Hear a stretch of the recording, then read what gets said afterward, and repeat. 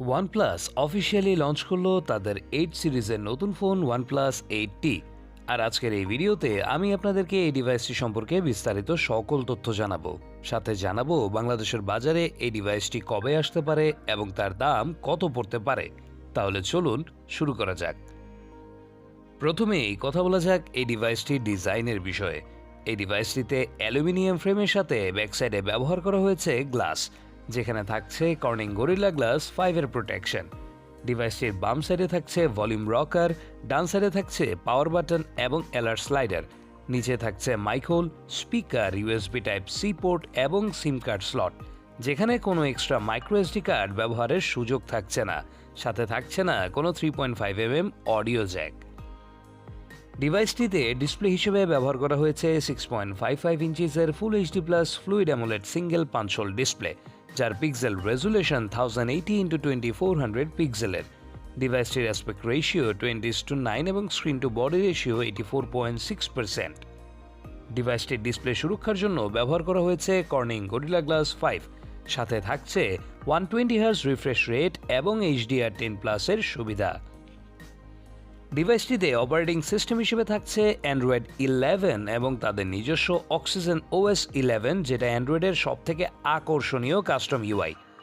এই ডিভাইসটিতে প্রসেসর হিসেবে থাকছে কোয়ালকম স্ন্যাপড্রাগন 865, যেটা বিল্ড করা হয়েছে 7 ন্যানোমিটার আর্কিটেকচারের উপর এবং এটি একটি 5G সাপোর্টেড প্রসেসর। গ্রাফিক্সের জন্য জিপিইউ হিসেবে থাকছে অ্যাড্রিনো 650, যার দ্বারা এই ডিভাইসে পাবজি সহ যে কোনো ধরনের হাই লেভেলের গেমস খেলতে পারবেন কোনো ধরনের সমস্যা ছাড়াই।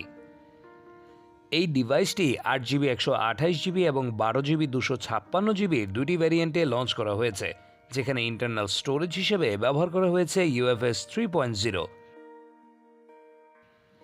এই ডিভাইসে থাকছে কোয়াড ক্যামেরা সেটআপ, যেখানে প্রথম ক্যামেরাটি 48 মেগাপিক্সেলের মেইন ক্যামেরা, যার অ্যাপারচার 1.7, এবং এই ক্যামেরাটিতে ব্যবহার করা হয়েছে সনি IMX586 সেন্সর।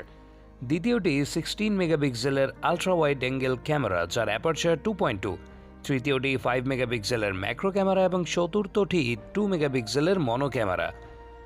এই ক্যামেরাগুলো দ্বারা সর্বোচ্চ 30 ফ্রেম পার সেকেন্ডে 4K-তে ভিডিও করা যাবে, যেখানে সাথে থাকছে EIS এবং সুপার স্লো মোশনসের মতো ফিচার্স। ডিভাইসটিতে সেলফি ক্যামেরা হিসেবে থাকছে 16 মেগাপিক্সেলের একটি ফ্রন্ট ক্যামেরা, যেখানে ব্যবহার করা হয়েছে সনি IMX471 সেন্সর, এবং এই ক্যামেরা দ্বারাও 4K-তে ভিডিও রেকর্ড করা যাবে, যেখানে সাথে থাকছে EIS সুবিধা। এছাড়াও এই ডিভাইসটিতে আরও থাকছে dual speaker, dual band, wifi 6, Bluetooth 5.1, GPS, NFC এবং রেডিও। ডিভাইসটির নিরাপত্তার জন্য থাকছে ফেস অ্যান্ড লক এবং আন্ডার ডিসপ্লে ফিঙ্গারপ্রিন্ট সেন্সর।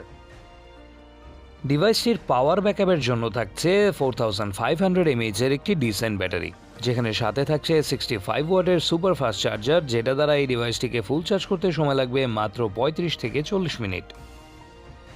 ইন্ডিয়াতে এই ডিভাইসটির 8GB 128GB ভ্যারিয়েন্টের দাম রাখা হয়েছে 42,999 রুপি ও 12GB 256GB ভ্যারিয়েন্টের দাম রাখা হয়েছে 45,999 রুপি। আর আগামী 17 অক্টোবর থেকে এই ডিভাইসটি ইন্ডিয়াতে বিক্রি শুরু হবে। এবার বাংলাদেশের বাজারে এই ডিভাইসটির দাম কত হতে পারে সেই বিষয়ে কথা বলা যাক। আমরা যদি ভারতে এই ডিভাইসটি যে দাম রাখা হয়েছে সেটা সরাসরি বাংলা টাকায় কনভার্ট করি, তাহলে সেটা 50,000 টাকার আশেপাশে দাঁড়ায়। তবে যেহেতু বাংলাদেশের বাজারে এই ডিভাইসটি অফিসিয়ালভাবে আসতে দেরি হবে, সেহেতু প্রথম অবস্থায় কিনলে এই ডিভাইসটি আনঅফিসিয়ালভাবে কিনতে হবে, আর আনঅফিসিয়াল ফোনের দাম প্রথম অবস্থায় অনেক বেশি রাখা হয়। সুতরাং ধারণা করা যায় যে বাংলাদেশের বাজারে এই ডিভাইসটির বেস ভ্যারিয়েন্টটি প্রথম অবস্থায় বিক্রি হতে পারে 60 থেকে 65,000 টাকার আশেপাশে।